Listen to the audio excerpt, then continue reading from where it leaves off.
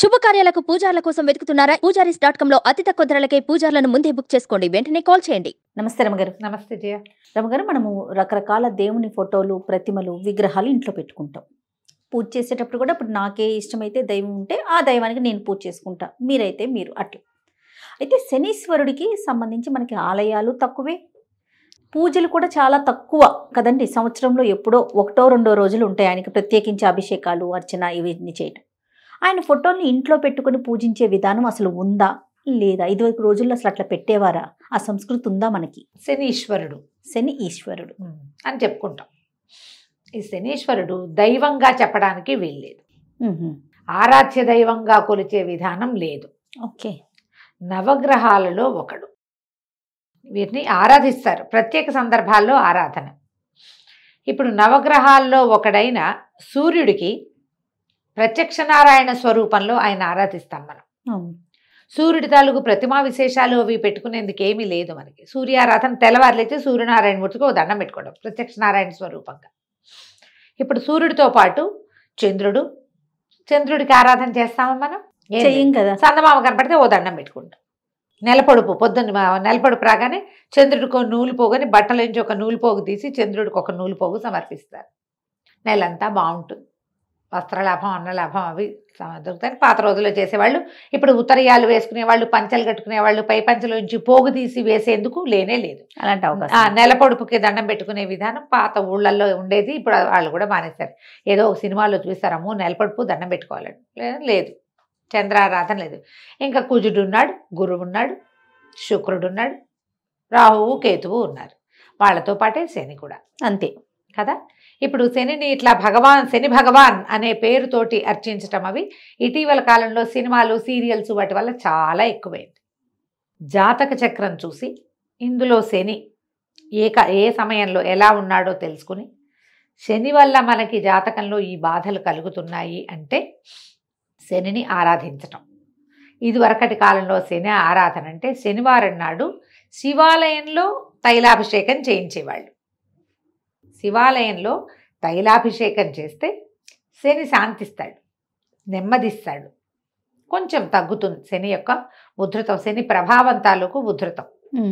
క్రమంగా శని భగవాన్ భగవాన్ భగవాన్ అని హిందీ సినిమాలతో మొదలైన శని భగవానుడు తెలుగు సినిమాల్లో, తెలుగు కథల్లో, తెలుగు సీరియల్స్లో, తెలుగు ఇళ్లల్లోకి వచ్చేసాడు. ఈయనకి నిత్యారాధన అది చేయము. మామూలుగా మనం చదువుకునే స్తోత్రాల్లో సూర్య ఆదిత్యాయ సోమాయ మంగళాయ బుధాయ గురు శుక్ర శనిభ్యశ్చ రాహవే కేతవే నమః అని నవగ్రహాలని ఓసారి తలుచుకుంటాం. ఇంతే. అక్కడి నుంచి శనివారం పూట వెంకటేశ్వర స్వామిని దర్శనం చేసిన, శనివారం శివాలయానికి వెళ్ళిన శనిగ్రహం తాలూకు కొంచెం ఎఫెక్ట్ మన మీద తగ్గుతుంది. ఓకే. తైలాభిషేకం ఇప్పుడు దేవాలయాల్లో నవగ్రహాలు ఉన్నప్పుడు, నవగ్రహాలు ఉండే సన్నివేశం ఎప్పుడు కనపడుతుంది మనకి? శివాలయాల్లో ఉంటుంది. ఒక్కొక్కసారి భార్యలతో సహా కూడి ఉన్న వీటిని కూడా చూస్తాం మనం. ఏదో మనం వెళ్ళిన టెంపుల్లో చూసినట్టు ఘంటసాలలో. అవునండి కదా. అవును రమ్మగారు. మరి బాలపార్వతీ సమేత జలధీశ్వర స్వామిని ఆ దేవాలయంలో ఉన్నారు. అట్లా ప్రత్యేకంగా చేయించారు. అక్కడే కదా మనం చూసాము. అక్కడే అనిపిస్తోంది, కానీ ఏ దేవాలయం, కానీ మన ఇద్దరమే చూసాం రమ్మగారు. మన ఇద్దరం వెళ్ళాం. అక్కడైనా జ్ఞాపకం నాకు కాదేమో కూడా, కానీ ఖచ్చితంగా కొన్ని చోట్ల ఉన్నది. ఇట్లా భార్య సమేతులుగా, వాహన సమేతంగా నవగ్రహాలు ఉన్నవి కూడా చూస్తాం, కనపడతాయి. రేర్గా కానీ ఉన్నాయి. ఇప్పుడు మన శివాలయానికి వెళ్ళినప్పుడు నవగ్రహాలకి ప్రదక్షిణం చేయటం. శనివారం నాడు మనమే కొంచెం తైలం కానీ తిల్లలు కానీ తీసుకెళ్ళి శనీశ్వరుడి విగ్రహం మీద పోసి నమస్కారం చేసుకుంటే మన శని ప్రభావం తగ్గుతుంది. ఆ శనీశ్వరుడి విగ్రహాన్నో ఫోటోనో ఇంట్లో పెట్టుకుని పూజించరు. అది విధానం కాదు, మనం పాటించాం. హిందీ వాళ్ళు ఎవరో చేశారని వాళ్ళని చూసి మీరు చేస్తామంటే మీకు చెప్పగలిగేది ఏమీ లేదు. హిందీ వాళ్ళు చేస్తున్నారా రమ్మగారు? చేస్తారు. వాళ్ళకి ఏంటంటే మన శనిసింగనాపూర్ ఉందా ఇక్కడ, షిరిడి దగ్గర, అక్కడ ఫోటో తెచ్చి పెట్టుకుని వాళ్ళు చేసుకుంటారు. శని భగవాన్ భగవాన్ భగవాన్ అంటారు. మనకి శని భగవానుడు అన్న మాట మన భాషలోనే లేదు. సూర్య భగవానుడు ఉన్నాడు. అవును, శని భగవానుడు లేడమ్మా. ఆఖరికి మనం చంద్రుడిని కూడా భగవాన్ అనం. అదే సూర్యుడికే భగవానుడు ఉంది. ఎందుకంటే ఆయన ప్రత్యక్ష నారాయణ స్వరూపంగా కొలుస్తాం మనం. అవును. సూర్యుడికి కూడా ఆరాధన 2-3 దేవాలయాలు ఉన్నాయి. ఏదైనా అక్కడ పటం ఒకటి తెచ్చి పెట్టుకోవచ్చేమో, కానీ సూర్య విగ్రహాలు అవి పెట్టి పూజలు చేయటం పద్ధతి చూడలేదు మనం. ఒక చోట ఉంటుంది.